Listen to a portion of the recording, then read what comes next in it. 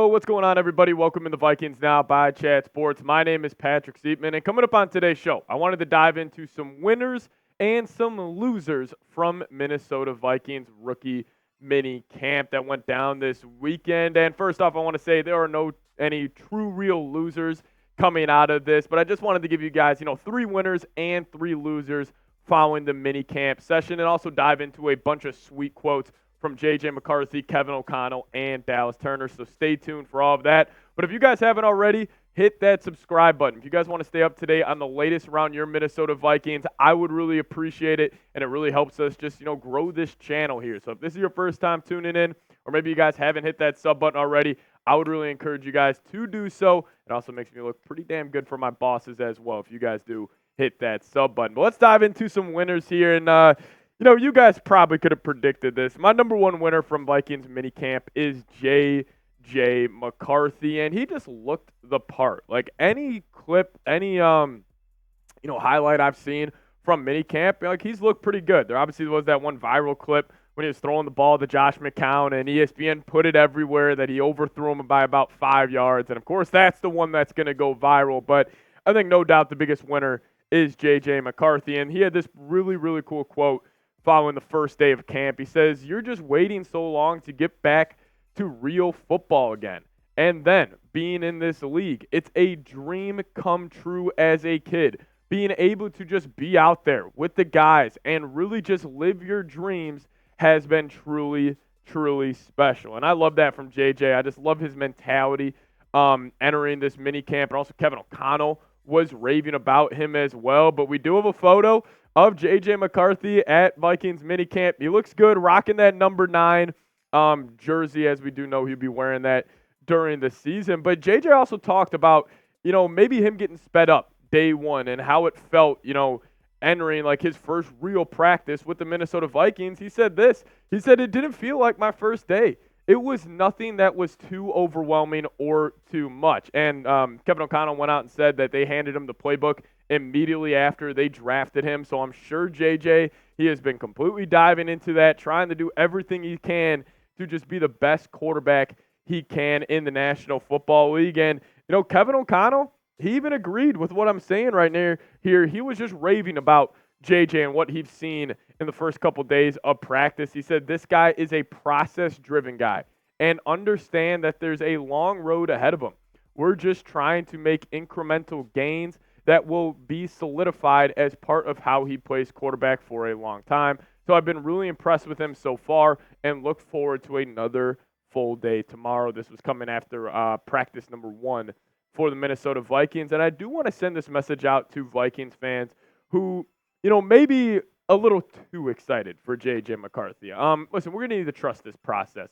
JJ just turned 21 years old last January. We are in no rush to send him out there week 1 and expect him to light the world on fire.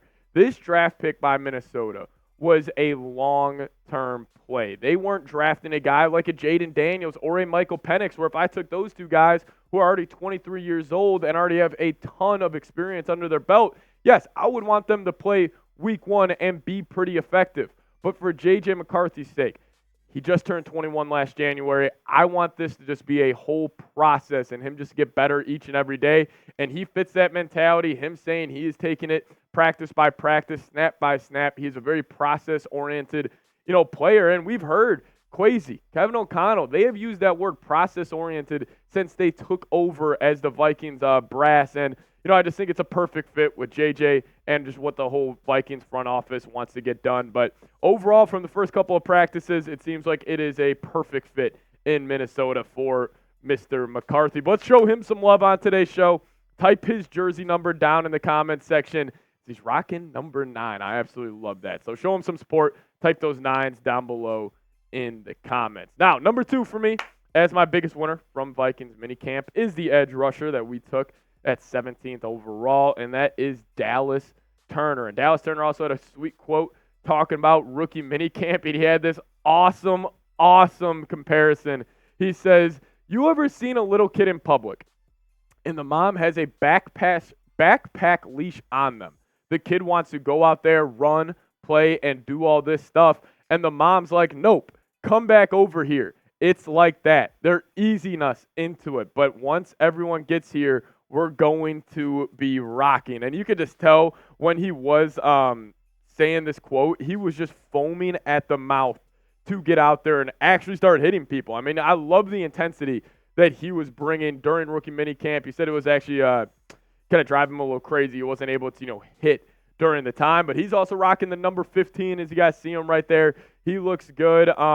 Brian Flores also compared him to a lighter Von Miller, which I thought was pretty cool as well. But Dallas Turner, he's excited to be here, and he's also excited just to be in Minnesota. He had this sweet quote as well following minicamp day one. He says, "It's different for sure. I was sitting in the Omni Vikings Lakes hotel room just looking at where I am.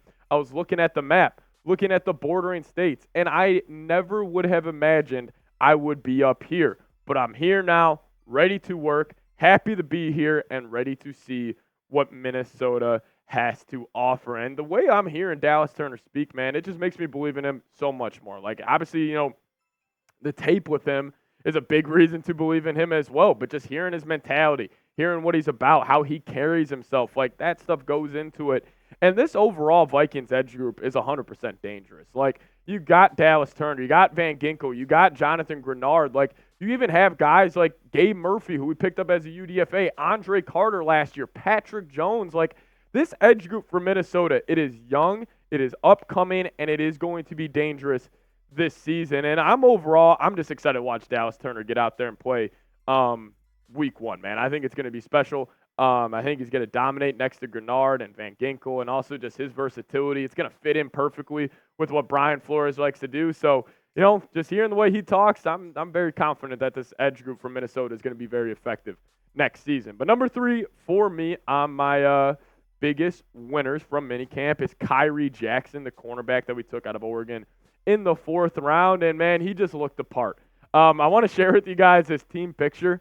So this was from after minicamp, and all the rookies got together and took a picture. And Kyhree Jackson is second to the left right now, number 31. And what I want to point out here is look at how tall he is. This 6'4" cornerback. I just love to see it. I mean, the Vikings really haven't had a big corner since Xavier Rhodes, and obviously we know how special he was when he was in Minnesota. And let's just say Kyhree Jackson. Let's just take an optimistic view right here.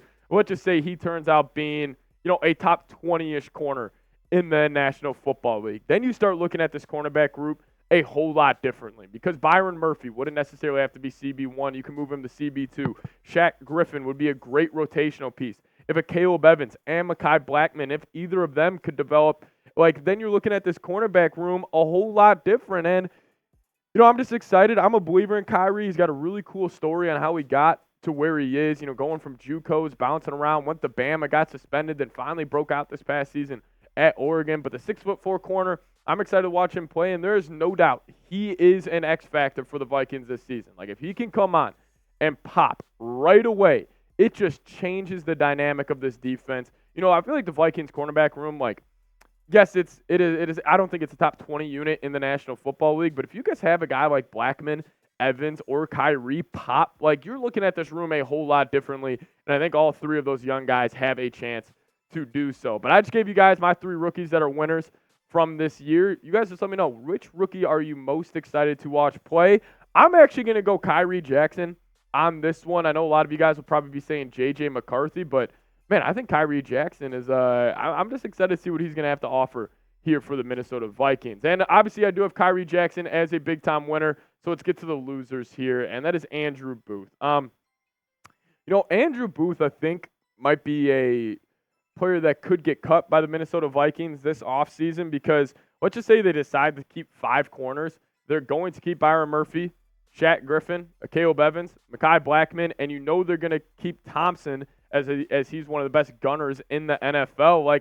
Andrew Booth could be looking in from the outside in that cornerback room, and I think he is definitely a cut candidate, and it's disappointing considering the Vikings spent a 2nd-round pick on him, and I was a big fan of him, coming out of college, coming out of Clemson, but it just hasn't worked out through the injuries and just him not producing at a high enough level. And also the scheme fit with Brian Flores isn't too good as well. But, hey, maybe he turns it around. But, obviously there's no true losers from minicamp, and he wasn't even there. But I think with the emergence of a guy like Kyhree Jackson and, Mekhi Blackman and Caleb Evans just entering another season in the NFL, I think we could be looking at Andrew Booth being cut from this football team. But another guy that I think could be cut, and this is disappointing because I was completely wrong about him, Patrick Jones is second out of Pitt, the edge rusher. Kind of like what I was saying at the beginning of today's show, like the Vikings edge group is loaded and it is deep. Like, I think they would choose to keep guys like Andre Carter, Gabe Murphy, two UDFAs from the past 2 years over a guy like Patrick Jones. And now with, Dallas Turner, Grenard, Van Ginkel, like there are a ton of bodies in that edge group. And maybe it's very similar to Andrew Booth where there just may be too many heads in there and then he's just isn't able to, crack that rotation and make that final 53-man roster. So, yes, he is not a true loser. He wasn't even at minicamp, but with other guys just stepping up, I had to throw, somebody on this list. But my third loser is that man right there, Caleb Williams, the newest quarterback for the Chicago Bears. And, I had to throw him a loser on this because you look at the Vikings for two reasons. I think JJ McCarthy is just naturally going to put pressure on Caleb Williams. Do I think Caleb Williams is better than JJ? Yes, 100%. But the topic of conversation will start to be if JJ starts winning games and maybe Caleb Williams starts losing games, who's the better quarterback? It's just natural out of NFL media that they will start pinning those two against each other. And just hearing the way JJ's been talking, how process-oriented he is, like I'm really starting to believe that he's going to work out. And I think I'll put more pressure on Caleb. And then also the Vikings defense. Like, I think Brian Flores is going to have Caleb Williams seeing ghosts the first two times they square off this season. So a little bit of a joking manner here, but I had to put Caleb Williams as a loser for the Vikings mini camp winners and losers. Now, I want you guys to get down to the comment section and predict the Vikings record for me in 2024. I got the Vikings going 10-7. Obviously, we're going to have to change that once the schedule actually does come out this Wednesday, so make sure you guys also are subscribed if you guys don't miss out on that as well. But, hey, predict the Vikings record for me in 2024. And as always, guys, give me a follow on Twitter. That's the handle right there, @PatSeeps. If you guys give me a follow from today's show, I'll give you guys a follow back ASAP. Thank you guys so much for watching. I had to self-produce today's video, so if it was a little slow moving graphic, that is why. But thank you guys so much. See you guys next time. As always, go Vikes.